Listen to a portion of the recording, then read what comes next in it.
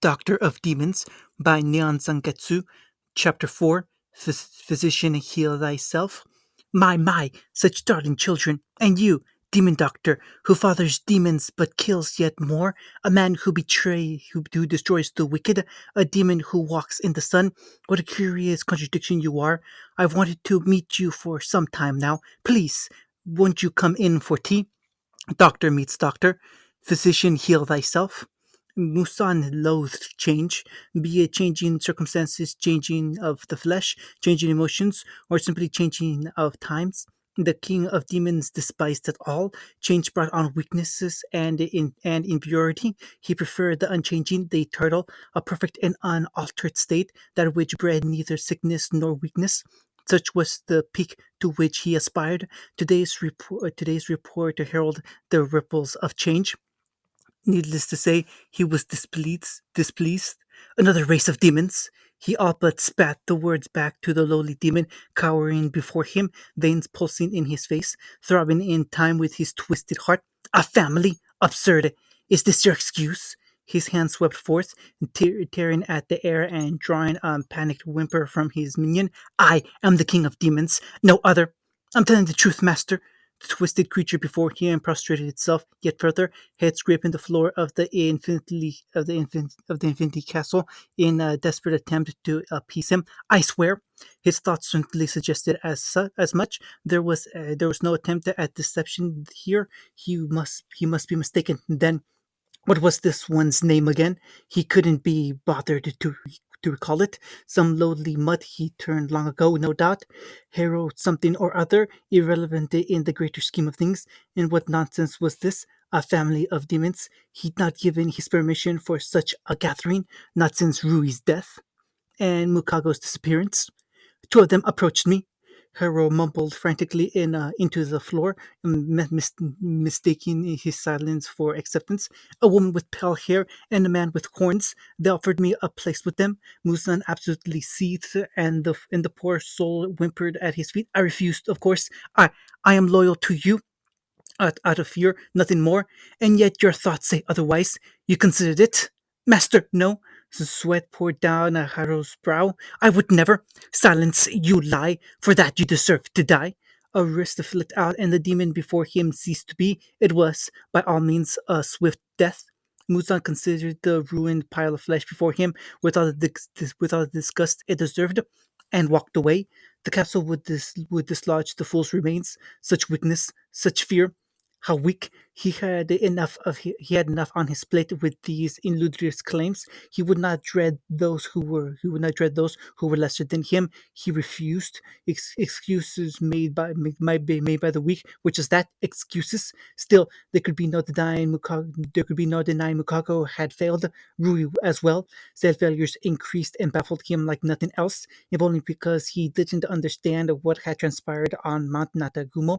Rui had clearly perished there. Someone, likely a Hashira, must have slain him. He'd felt the moment of his death, and yet the circumstances surrounding Mukago's demise were not the same. It hadn't felt like death at all, almost as if her connection to him was severed, like a blade had been taken to their connection. Had she managed to escape from him as Tayamo had? The thought rankled. Perhaps it was time for new blood in the lower moons, strong blood, blood without cowardice and weakness. For a wild moment, Musan considered abolishing the foolish altogether, of simply wiping out the remaining lower ranks in their entirety. In the end, he thought better of it. The 12 demon moons were useful pawns. There was no need to cull their numbers at the moment, not with the slayers making a resurgence.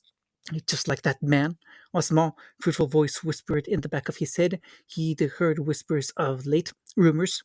His right arm trembled. He noticed at once and clamped down on it with a snarl. Was this fear? Nonsense. He had only ever feared that man, that monster. Yoshiro was dead, gone, wasn't he?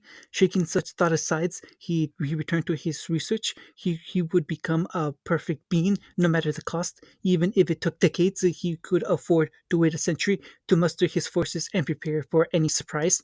100 years. Time meant nothing to one such as him, but his patience has its limits. It aggravated him beyond words to push his plans back, but perhaps it was a necessary sacrifice. He would bide his time in which to create yet more demons. After all, time was on his side, not theirs. It had ever and always been his ally. He would wait for the perfect moment to strike, and then he would annihilate the demon slayers. Mukago woke with a shriek. No, I don't want to die. Mercy! Heart pounding and eyes wide, she jolted back to wakefulness, feeling against a foe that wasn't there. No attack came, no blade in the gut, no sword to the head, nothing at all. Even the sound of her scream had faded to little more than a distant noise. Huh? She touched her face, her horns. Was it just her, or did those feel a little different? And everything else, just to make sure she hadn't lost anything important. I'm alive. Yay, her heart did a little happy little flip. I survived another day. By why? But why was she in the bed? The last thing she remembered was that terrifying blonde fellow demon looming over her. Seeing his smile, a smile with far too many teeth, she recalled the surge of terror that followed. The tiny, reedy yelp escaping her lips as that clawed hand reached out for her, and then nothing at all. How strange! Quivering a little, Mukago sank back into her cot and pulled the covers up over her chin. Must have been a bad dream. Now that her panic had abated, exhaustion crept back in through the crack. So too did awareness. Why was it so bloody bright in here? She blinked and squinted against it, and trying to see to no avail. The light splitting through a the light splitting through a nearby window was just so bright and warm, almost like sunlight, enough to lull her back to sleep. Oh, it's just morning. She rolled over, content to to let sleep claim her. Nothing to worry about. A moment passed, then another realization dawned. Morning. Her stomach sank down to her toes. Sunlight. God, I'll burn. She lurched upright, frantically trying to shield herself. To no avail. There was no pain. Her gray skin did not smolder, her flesh didn't burn, and she most certainly did not burst into flames. Huh? What? How? She patted herself down, mind twisting in confusion. What's going on? Demons burned in starlight. Everyone knew that. Even Master Muzan wasn't immune. So why was she? All of a sudden, she squeaked out in confusion and raised her hands, watching the faint motes of light play across her arms. Tears pricked at the corners of her eyes, and not from fear. It felt so warm. She almost forgot the like, but she wasn't crying. But she mustn't cry. She had no idea where she was, and if she made a noise, she might give herself away. And oh, blast it, she was crying already. You know, a low voice yawned beside her. Somehow, that never gets old. For all her luck, Mukago's soul remained skittish as ever. She rolled over in her cot and realized there was another bed beside hers. Half-lidded red eyes met hers in a waxing light, framed by tammy blonde hair and whiskered cheeks. Yo, Naruto waved at her. Sleep well? Her very soul shivered. It was the blonde bastard from before. Eek! Not a dream at all. Her brain took one look at him and noped right the hell out. Senseless gibberish fled from her lips as her eyes rolled back in her head. The world narrowed to a single pinpoint of exhaustion, and she went limp with a gasp. Ha! No one could hurt her in her dreams. Hey, a distant voice drew her back from the black. None of that. No fainting again. She must have, because between one blink and another, Mukako found her tormentor sitting cross-legged before her. Her hand took her by the shoulder, and another came down around her back. She tensed in preparation for a killing blow. He was going to kill her, just like he'd killed Rui. She had to run, escape, use her blood demon art, and... Or, it never came. In place of the death blow she so feared, the blonde politely guided her into a loose sitting position and let her go. So, the blonde planted his chin in one hand and tilted his head to regard her. I imagine you're confused. Very much so, yes. But she daren't say it. This guy was way scarier than Muzan. And why couldn't she feel his presence in her anymore? Perhaps sensing their disgust, the blonde snapped his fingers. Someone who looked exactly like him strode to the door, bearing a tray in hand, with a kettle and cups set atop it. The doppelganger set it down before them, bowed once, and stepped back out. Tea? Mukago hissed. He laughed. It's not poisoned. I'm good. She still shook her head. No tea for me. Skittish little thing. Her fear only served to amuse him. I'm really not your enemy. Silence stretched between them, stiff and awkward. All right. The blonde sighed into it. The soldier slumped in annoyance. Answers then. I'm Naruto. A tan hand rose and she glimpsed the claws in his nails. Nice to meet you. Any chance you'll be willing to tell me your name? Her tongue felt stiffy, but she managed to squeak it out and shake his hand. Mukago. Great. His arm pumped her once and fell back in his lap. Call it pity, but I gave you a few drops of my blood while you were out. You did say you'd join my side. Mukago made fearful Mukago noises and jerked her hand back as her heart leaped into her throat. Eek. Right, right. She'd said that, hadn't she? She had not expected him to take her panic literally. My blood, a spark of something flashed through his eyes. It's in you now. You haven't noticed? Noticed what? Too late. She realized there was a small handheld mirror on the tray. Naruto plucked it out. He handheld it towards. In that instant, she glimpsed her reflection in the glass. A strange gasp back at her. Startled, the silver eyes remained set with scarlet sclera. That much hadn't changed, not much at least. They were sharper, slitting, each bearing a vertical cat-shaped slit. It was then that she noticed her right eye no longer bore Muzan's mark. The traditional crimson marks carved into her cheeks had thinned, bearing the three whisker marks to each cheek. She looked a little older at that, taller by at least a head, her face a bit leaner, ashen hair spilling down her shoulders to cover a bosom she was sure she hadn't been this full before. Her arms folded across it, doing what the straining fabric couldn't. Who was this gorgeous creature? Even her horns hadn't escaped the chains unscathed. Those once sharp spires stabbing from her skull had evolved into something altogether more slender.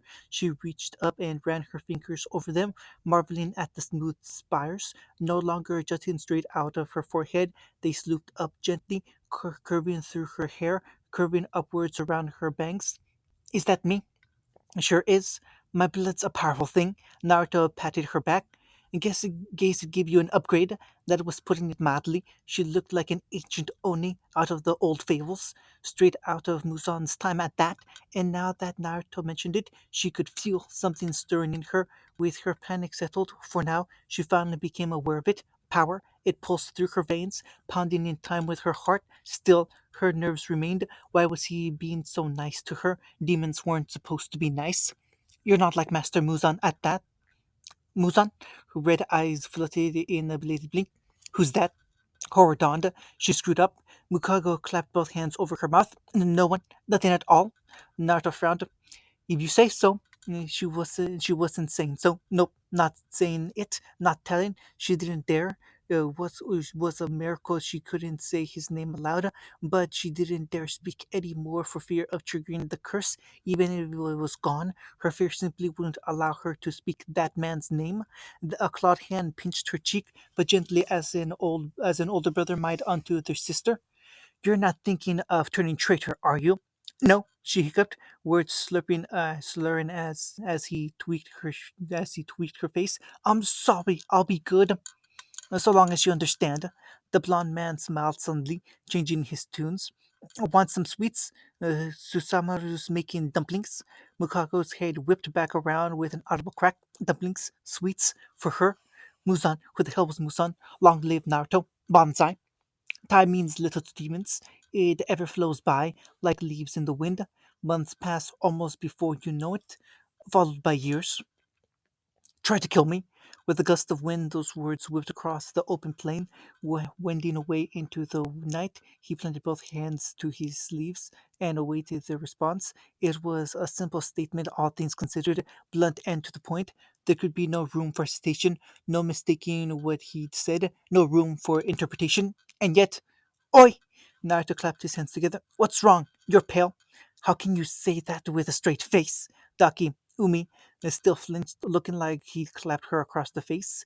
We can't do that. Her arms flailed, absolutely horror writ across her pale visage. We owe you way too much to do something like that. We could never kill you. While hair flashed in the moonlight as she shook her head fiercely and clearly revolted by the thought. No, I won't do it. She stomped a foot down, rattling the ground. You can't make me. No way in hell. Gyutaro proved less vocal in his protest, but maintained the same sentiment regardless. That's no way to repay a debt. Daki looked at her brother with a triumphant smirk. See, he agrees. You're right, he said, bobbed him. I can't force you. Daki eyed him warily. You can't? Damn straight. Not at all. Naruto dimpled as he reached down, patting Daki's head with one hand. She purred like a pleased kitten and leaned into his palms. I just want to see how far the two of you have come after all the last 3 decades. But if you don't want to show me, he trolled off, baiting the proverbial hook. Gyutaro absolutely hissed. You calling us weak? Naruto waved his free hand, feigning a laugh. No, no, no, not at all.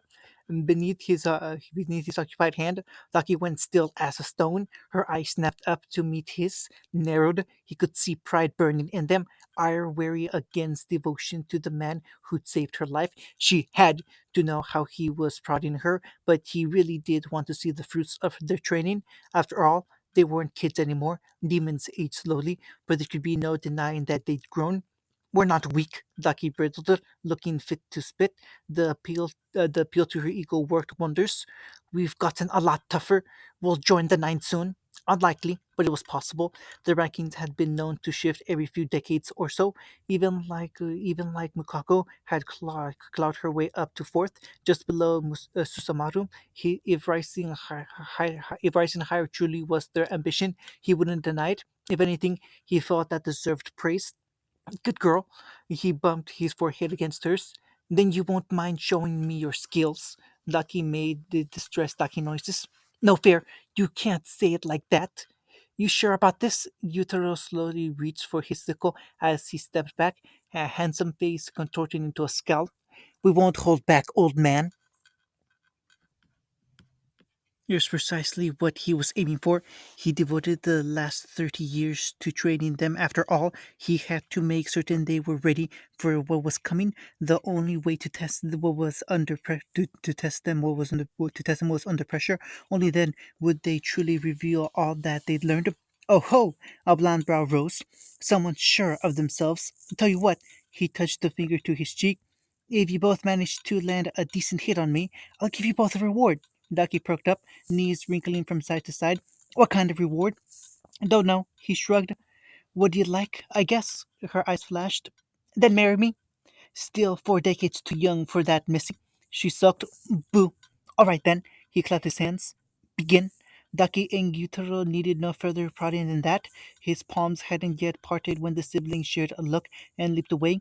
One toward left, the other right, each vanishing into the tall grass. They hid themselves well, better than any human possibly could. A far cry from what they had once been so long ago. He closed his eyes and stretched out his senses, only to find that he couldn't detect them so easily. It required a physical act of concentration on his part, and even then they kept moving, not once letting him draw a bead on them. A savage grin tore across the blonde's face. So damn proud. They'd come a long way. Tainted flesh sickles whistled up at his head. Once he would have easily intercepted them with a single finger. Now he found he actually had to use his entire hand to hold it back. The wound stung, and for a moment he felt his vision blur, balance teetering precautiously. Poison, huh? He hummed. Useful, but this won't slow me down for long. His pupil grinned. I ain't done. Blood demon art. Flying blood sickles. Naruto dwindled. He's unlocked his blood art. A barrage of arcane blood blades raced in on his flank, no doubt meant to make him to disengage or be cut to ribbons. Blue eyes flashed gold, and they spattered harmlessly off his back. A hand swept in, caught Gyutaro by the throat, and held him up for a moment. Had this been a real battle, he would have crushed his throat with rend and ended his life. Instead, he flung him away, sending him skipping across the ground. Wait, where was Taki? He found her not 2 yards away, eyes closed, arms raised over her head, fingers reaching for the night sky, brows furrowed in concentration. Her hands whirled in strangled rhythm movements, as though she were sweeping some unseen strings before her. Don't forget about me, he quirked, a brow under the moonlight, and waited patiently as he fended off Gyutaro, wondering what she was on about. He knew better than to say anything. Daki, Umi was fragile like that. Her pride was flimsy at the best of times, and to try in this disparage her now might well hurt her. Abruptly, the obai she wore at her waist unfurled. No, perhaps that wasn't quite right. It didn't so much unfurled as it did spring to life. 9 layers of hardened cloth lashed out to cut at him. 9, huh? She taken after him again. They burst from her body, from the ground, and even the air itself. A storm of hardened belts slashed with wild abandon. Eventually, she'd unlocked her blood demon art as well. Clever girl, hiding that from him. Still, even at this range, it would be easily enough to dodge. Yutaro dropped his sickles and lashed out his wrist, costing him precious time. No, you don't. Clever boy. Naruto lashed out in vicious headbutt, stunning the younger demon. Yutaro slumped with a wordless gurgle, but didn't let go.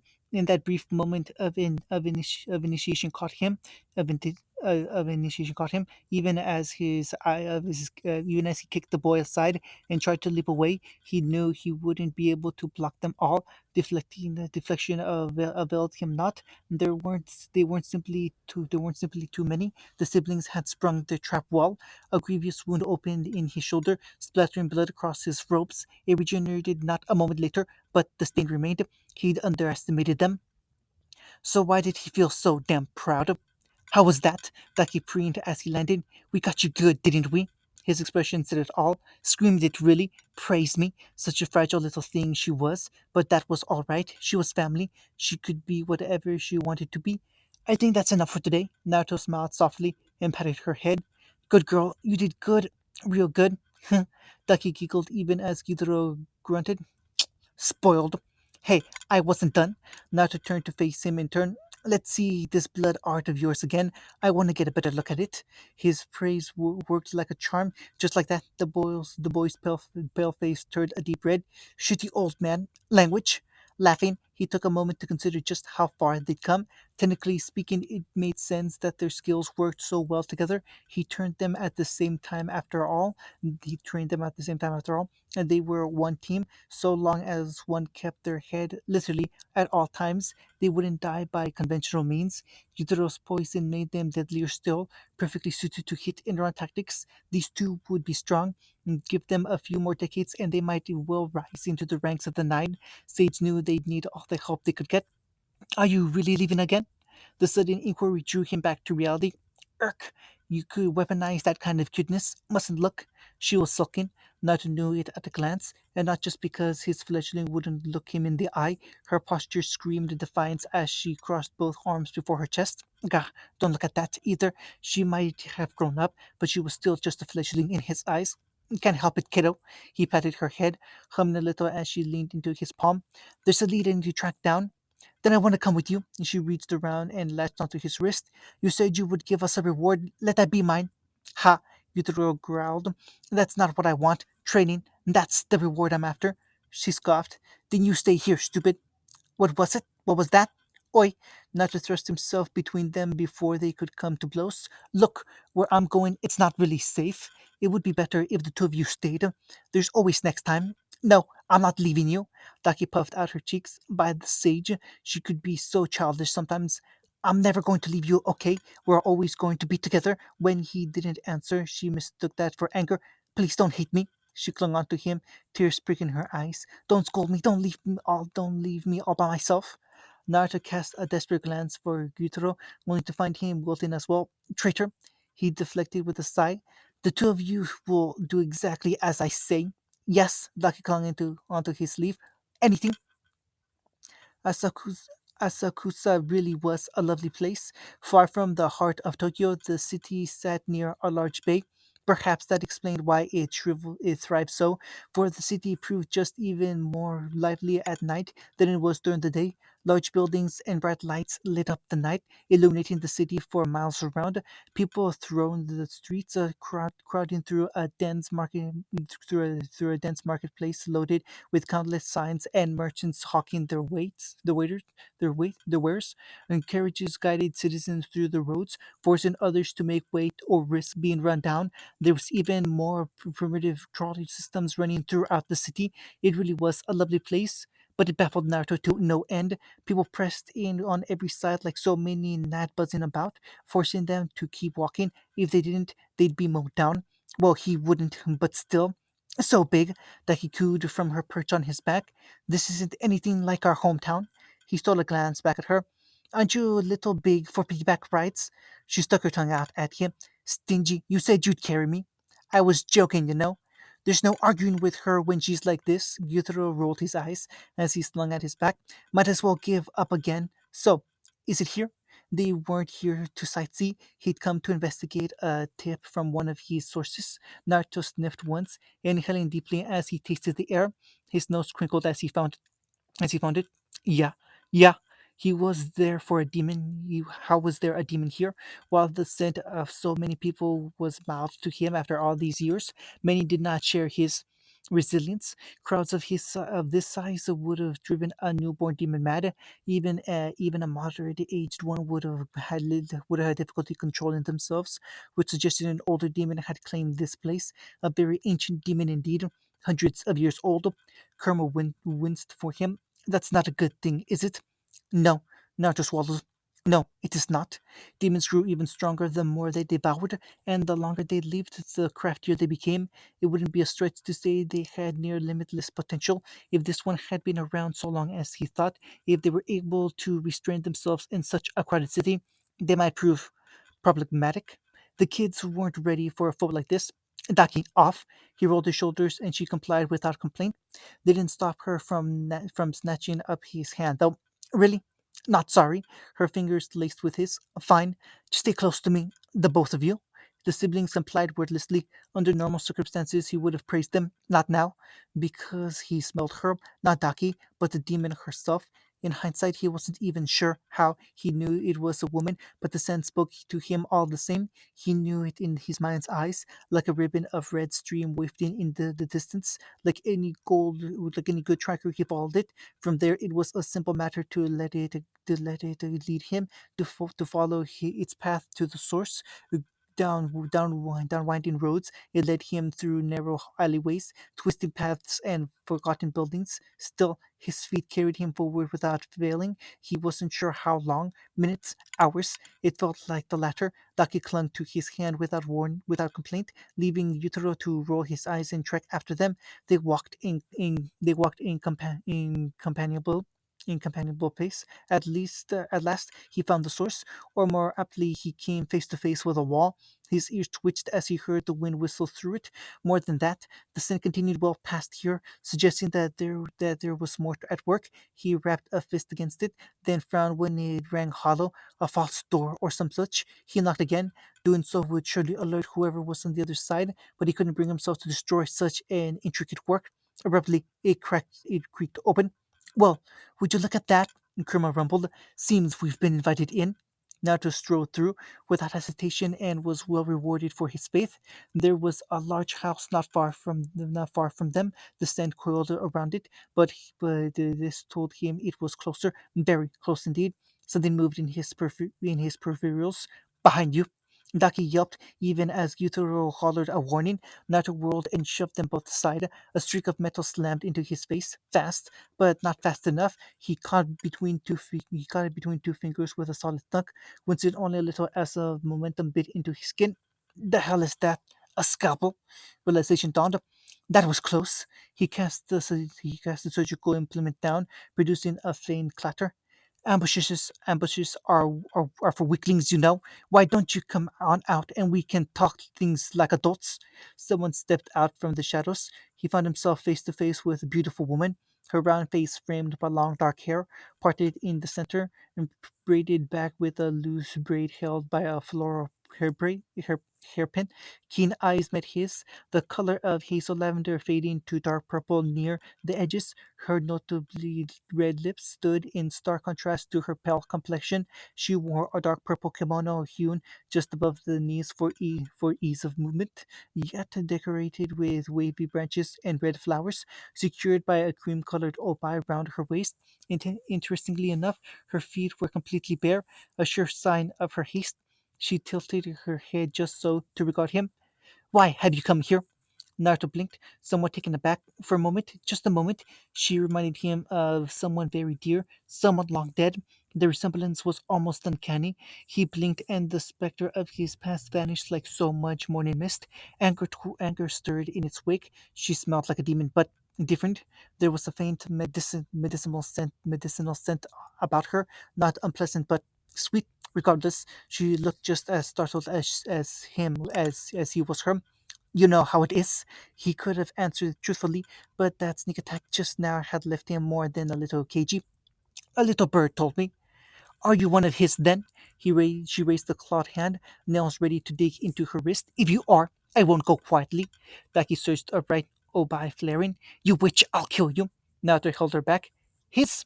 Her lips pursed into a scowl. Muzan, you fool. Are you one of his? Muzan. A blink. I have no idea who that is. Oh my! A pale hand rose to cup her cheek. She tilted her head again, the other way this time. Forgive me for this, but I must be certain. Confusion morphed into concern. Certain of what? Hey! His palm snapped up, catching her fist in hand. A shock wave blasted out as he caught her fist in an open palm. Fascinating.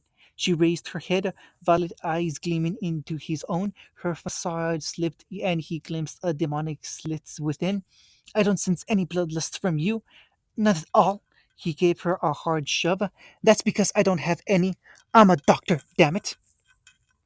Apparently, it was the right thing to say because it had her skipping back. Then she started to giggle. It was a surprisingly rough sound for one so refined. He hardly expected her to look at him and laugh. Naruto frowned. What's so funny? Of course I'm laughing, you oaf. Her head snapped down, eyes blazing. I've just found myself in the middle of something terribly entertaining. Another fit of laughter shook her from head to toe, leaving a lone tear to run down her cheek. At times like this, people laugh, get angry, and cry. She whipped the tear away with a bitter smile. Isn't that what being human means? It's been so long since I left my hair down like this. The ghost of an uncertain smile touched his lips. Depends on your definition of the word. We're hardly human, and yet we are in our hearts. Her eyes lit up at his words as much as the rejoinder she gave. It really is you, then? A demon doctor who fathers demons and yet kills more? She smiled softly and touched a hand to her cheek. What a curious contradiction you are. Another fit of laughter had her doubling over. Forgive me, I'm just so very happy. Yutaro cackled. She's cracked. Huh, beautiful too. I like her.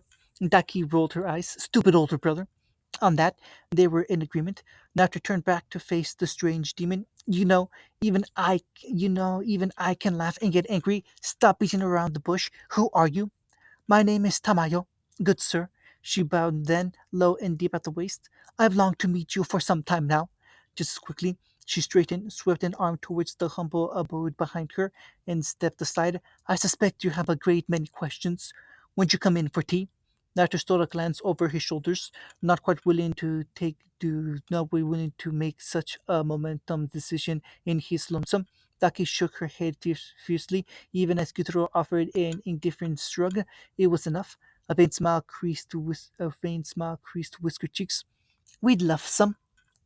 Previews. Another one.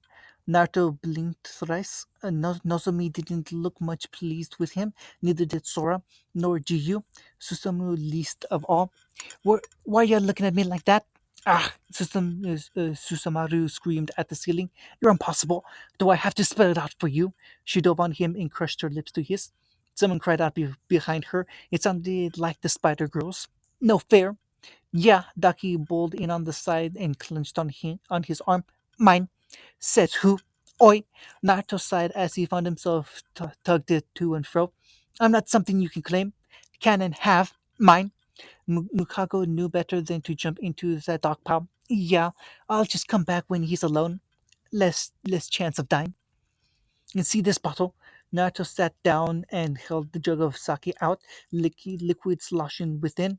Think of this drink as your blood and spill it at your own leisure. One of them smashed it, splattering his chest. He blew out a sharp, angry breath. It was always the youngest ones. They never learned. That was perfectly good sake you just wasted. As one unit, the other slayers drew the blades. As one, four of them died, falling to bloody pieces at his feet. The fifth survived through sheer bloody luck. Being near the back, they tripped and fell. Their blade trembled in his hands, eyes wide as they gazed upon their ruined comrades. He hadn't seen him move. Of course not. They were only human, after all. Naruto turned slowly, red eyes blazing in the gloom. Think it through. His words must have shaken the would-be slayer because they stumbled back. Their sword fell from their hands. It clattered harshly onto the road. He could see the anger in their eyes, the hate, but also the fear, the cruel realization that they too would die just as needlessly, and they would if they picked up the sword. He disliked killing, but he would for his family. Remarkably, they listened. Good. Finally, someone with some sense. It heartened him to see such. He'd like the ones who actually stopped to think. I can see you're the smart one. He stood, bit his thumb to make it bleed, and strode forward, letting the bead of red run down his hand. I've got a proposition for you, but first, what's your name? Bright Eye met his. Mukako squeaked and scarpered. Nope, not fighting that. Coward. The Hashira shouted at her, rapidly retreating back. Stand and fight. Nope, nope, nope, not the nope. I don't think so. She who runs away lives to fight another day. Lucky smiled. It was not a nice smile. That's adorable. I think I'll keep you. Oi, get up. It's over. There was a brief silence, and then you saved me, my hero. Huh? Yutaro flailed, yelping a little as the young woman slammed into his chest and latched on like a limpet. What the hell? He tried to pry her off, to no avail. She flung tight. Get off of me. Oi, Akasa, help! No can do. The higher rank closed and clasped his shoulders and walked by with a merry smile. You rescued her. She's your responsibility now. Ha! Don't give me that. Pushing her head down, he cast a baleful look his way. What am I supposed to do with her? Turn her, marry her, make her your pet. I don't care. Just be sure and tell the boss beforehand. The girl blinked up at him. You're a demon, but you're so handsome and nice. Heat rose into his cheeks. Just like that, Yutaro was lost. Akaza laughed and made a whipped noise. Eh, I want to watch you live a bit more. Hands dug into her hair, yanking painfully. That's right, live, cling to life, know what it means to have a heart, and then come stand before me again. Reporting, sir. The young woman pressed her head into the floor at his feet, uncaring of her dirty uniform. I have news of the Corps movement and a raid in 1 week's time. A week, huh? Naruto thumped his chin. Huh. Seemed they were getting uppity after what he done. How many Hashira? Three. Water, thunder, and fire. That many. A low, tired sigh pervaded the air behind him. Interesting. Let them come. Red eyes rolled. You're worse than Akaza, you know. I am not. They remained in the shadows, but he caught the glimpse of a smile therein. Akaza would slay them all in the name of a good fight. If they are weak and refuse to see reason, they will die. If they are strong of spirit and heart, they will join us, blood or no. You know, that makes sense. Honestly, there was no arguing with this one. In any case, you did well not to ignore his erstwhile ally and knelt to pat his subordinate's head. Thank you, Mahari. I'm sure it was hard all those years. I was happy to be of service to you. She raised her head, eyes shining, cheeks flushing at his praise. I spent so many months pretending to be one of them. Will you make me a demon now, like you promised? Not to share a look with his lieutenants. They shrugged, still not leaving the shadows. Fine. We'll force the onus of choice on him. Hold out your hands. She raised trembling palms. Naruto bit his hand. Blood spilled into her trembling fingers as she cupped them. Drink it all without hesitation. Anything less will probably kill you. End of chapter 4.